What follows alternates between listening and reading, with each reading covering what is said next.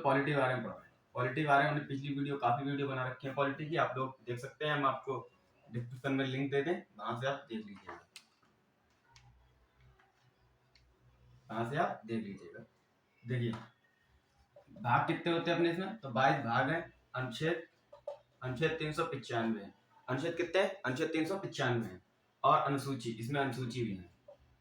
अनुसूची अनुसूची पहले 6 थी, अब 8 हो गई, 2 जोड़ दी, तो बराबर 8 हो गई अनुसूची।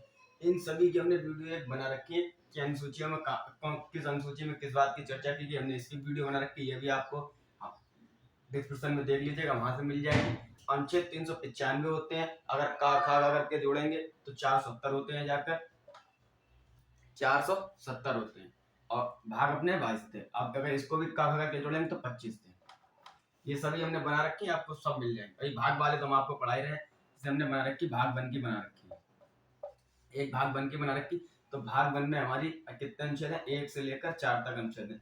1 से लेकर 4 तक अनुच्छेद है। इसमें किस बात की चर्चा की? इसमें संघ की, राज्य संघ की, राज्य संघ की, राज्य संघ की चर्चा की गई।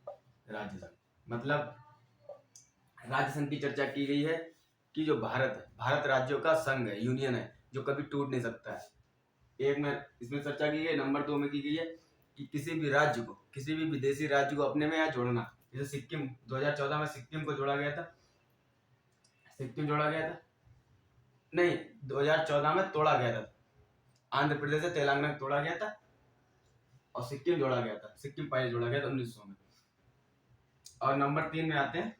नंबर 3 में दिया गया है कि किसी भी राज्य को सरकार तोड़ सकती है, तो उसमें ये तोड़ने की बात की गई। 4 में आ गई, तब जब इन दोनों की प्रक्रिया चल रही हो 2 और 3 की, तब राष्ट्रपति बीच में अपनी बात नहीं कहेंगे, हस्तक्षेप नहीं करेंगे। भाग 2 में ये रिवीजन तौर पर हम आपको एक बार बता रहे हैं। भाग 2 में 4 से लेकर 11 तक की चर्चा की, नागरिकता की गई है कि किस विदेशी नागरिकता मिलेगी। जो पाकिस्तान चला गया था संविधान लागू होने से पहले, उसको किस तरीके से नागरिकता दी जाएगी, भारत का नागरिक कौन कहलाएगा, तो इसमें दी गई।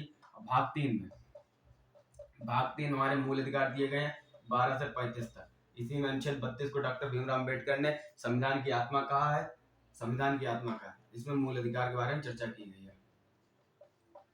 मूल अधिकार में अनुच्छेद 19 नंबर आता है। 19 में करीब 7 मूल अधिकार दिए गए हैं का खा करके, तो वही सब जोड़ेंगे तो 470 होते हैं, अलग अलग जगह दिए गए हैं। तो 19 में दिए गए हैं मूल अधिकार। और भाग 4 में आते हैं। देखिएगा भाग 4 में किस बात की चर्चा की गई। भाग 4 में हमारे कितने अनुच्छेद आते हैं, तो भाग 4 में आता है 36 से 51 तक। 36 से 51 तक इसमें क्या गया है, नीति निदेशक तत्व के बारे में चर्चा दी गई है। नीति निदेशक तत्व के बारे में इसमें चर्चा दी गई 36 से 51 तक। 36 से 51 तक नीति निदेशक तत्व के बारे में चर्चा दी गई। अब भाग 5, इन सभी की वीडियो हमने बना रखी है, सभी आपको हमारे नीचे डिस्क्रिप्शन में जाइएगा, वहां सारी वीडियो आपको मिल जाएंगी। भाग 5 पढ़ा रहे थे, तो भाग 5 में कितने अनुच्छेद थे? 52 से 151 तक। इसमें 100 अनुच्छेद आते हैं। इसमें पूरे संघ की चर्चा की गई है। भारत की संसद क्या है, लोकसभा क्या है, राज्यसभा क्या है, विधानसभा कैसे चलेगी, राज्यसभा कैसे चलेगी, राष्ट्रपति का चुनाव कैसे होगा, राष्ट्रपति की शपथ कौन दिलाएगा। तो इस सभी के बारे में भाग 52 से 151 की चर्चा की, जिसमें 52 से लेकर 61 तक राष्ट्रपति के बारे में की गई है। ये वीडियो हमने बना रखी। अब आगे आज पढ़ेंगे हम लोग 62 से। आज हम लोग पढ़ेंगे 62 से।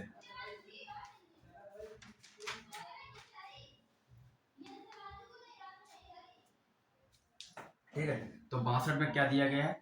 62 आर्टिकल 62 में दिया गया है, जब राष्ट्रपति का पद खाली हो। राष्ट्रपति के पद कई प्रकार से खाली हो सकते हैं। जैसे राष्ट्रपति का पद खाली होता है, मृत्यु हो जाए या अवैध घोषित हो जाए। अवैध मतलब किसी भी देश विदेश से उनका कोई आपराधिक लिंक होता है, तो उस विषय में इनको पद से निष्कासित कर दिया जाता है, या इन पर महाभियोग लग जाए या मृत्यु हो जाए।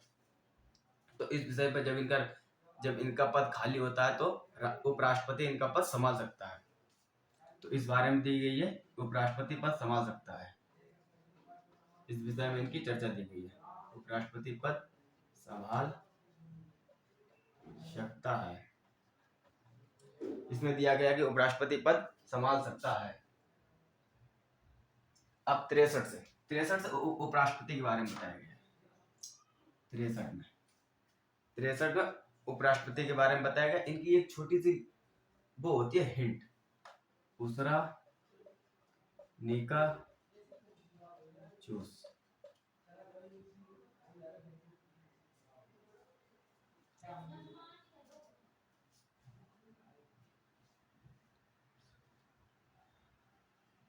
ठीक है, तो दूसरा निका चूस होती है। तो 63 में क्या दिया गया, आप ऐसे पढ़ लीजिए, 63, 64, 65, 66, 67, 68 और 69, 69 तक इसमें राष्ट्रपति उपराष्ट्रपति के बारे में चर्चा दी गई। तो 63 में दी गई है उपराष्ट्रपति का पद, उपराष्ट्रपति का पद। इसमें उपराष्ट्रपति का पद होगा, यदि ये जो यूएसए से लिया गया था, यूएसए से जो उपराष्ट्रपति का पद है वो यूएसए से। अब सास है, ये है ना, सा दिया है। तो इसमें सभापति, 64 में सभापति, राज्यसभा का सभापति होता है। उपराष्ट्रपति जो है राज्यसभा का सभापति होता है। उपराष्ट्रपति जो है राज्यसभा का सभापति होता है।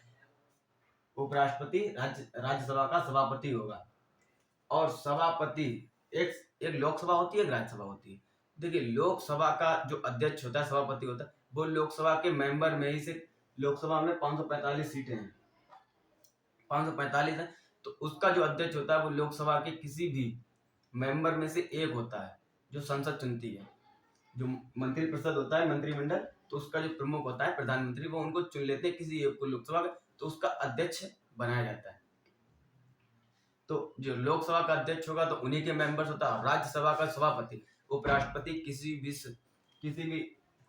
संसद का अध्यक्ष नहीं होता है। राज्यसभा सभापति राज्यसभा के सदस्य नहीं होते हैं। ठीक है। अब 65 में दिया गया है इसमें राष्ट्रपति कार्यवाहक, राष्ट्रपति कार्यवाहक। इसे क्या मैं आपको ही बताया था 62 में, 62 बताया उपराष्ट्रपति पर संभाल सकता है। तो इसमें दिया गया राष्ट्रपति कार्यवाहक, जो उपराष्ट्रपति कार्यवाहक के रूप में सिर्फ 6 महीने कार्य कर सकते हैं। 6 महीने तक कार्यभार संभाल सकते हैं। और राष्ट्रपति कार्यवाहक किन दशाओं में, राष्ट्रपति इसमें कार्यवाहक के रूप में 6 महीने तक कार्य कर सकते हैं। 6 महीने तक इनका पद भर दिया जाता है। 6 महीने तक इनका कार्य भर दिया जाता है। अब 66 में आते हैं।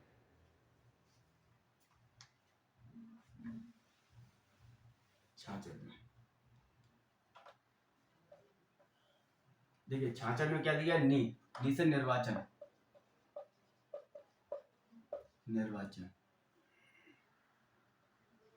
इनका निर्वाचन सेम प्रधानमंत्री के ही तरीके से होता है कि किस तरह से इनका निर्वाचन किया जाए। निर्वाचन करने के लिए कुछ शर्तें होती हैं। जैसे पहली शर्त कि आप भारत के नागरिक हो।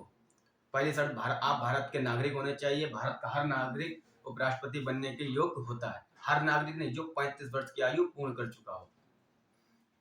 भारत का सबसे पहले भारत का नागरिक होना चाहिए। 35 वर्ष की आयु अपने पूर्ण कंप्लीट कर ली हो।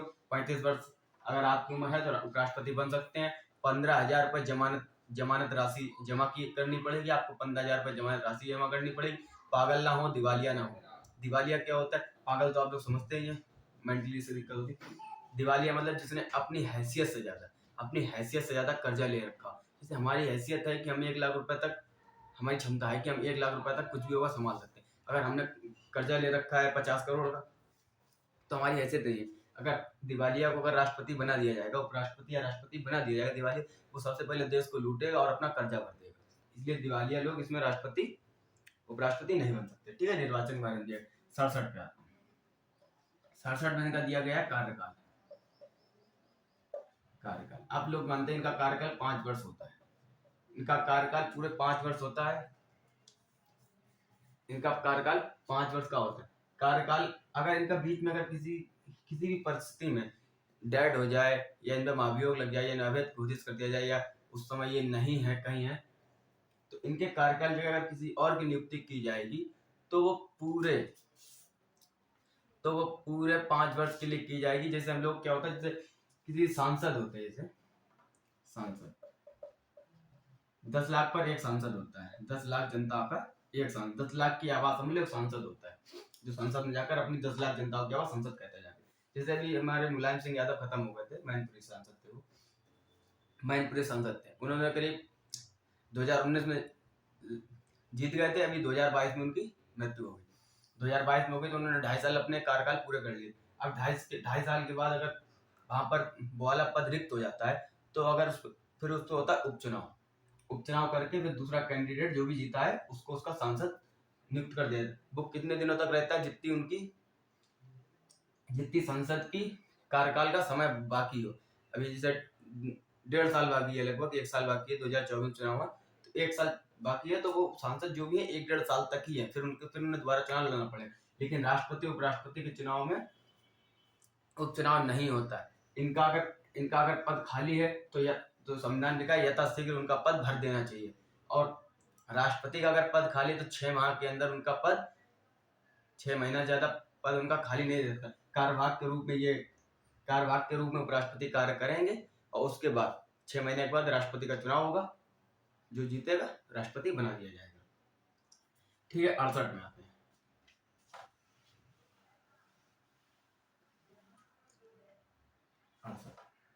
68 में हमने आपको बता दिया चुनाव प्रक्रिया कैसी होती है। चुनाव प्रक्रिया पागल दिवालिया नहीं होना चाहिए।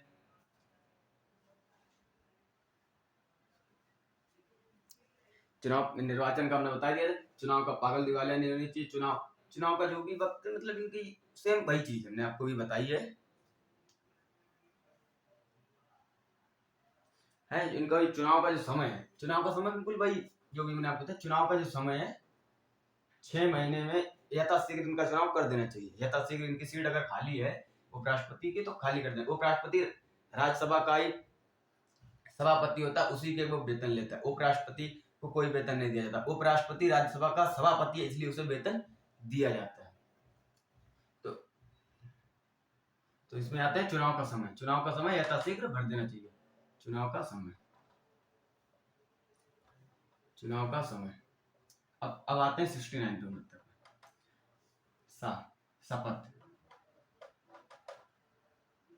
शपथ इनको कौन दिलाता है? शपथ इनको राष्ट्रपति दिलाता है। शपथ जो है राष्ट्रपति दिलवाता है इनको जो शपथ है राष्ट्रपति दिलवाता है। जैसे राष्ट्रपति मौके पर मौजूद नहीं, अपने साली के यहाँ गए हुए या सड़वाड़ के यहाँ गए, ससुराल के कहीं भी गए, मान लो घूमने गए, तो उसकी जगह पर कौन, जो सुप्रीम कोर्ट के चीफ जस्टिस होंगे तो वो उनको चुनाव दिलाएंगे। सुप्रीम कोर्ट के मुख्य न्यायाधीश इनको शपथ दिलवाएंगे। समझ गए आप लोग 69 तक? अब आगे देखते हैं 70 तक। 70 से तो बस आज के लिए बस इतना ही। अब अगली वीडियो में आपको सेक्शन 70 से शुरू कराएंगे।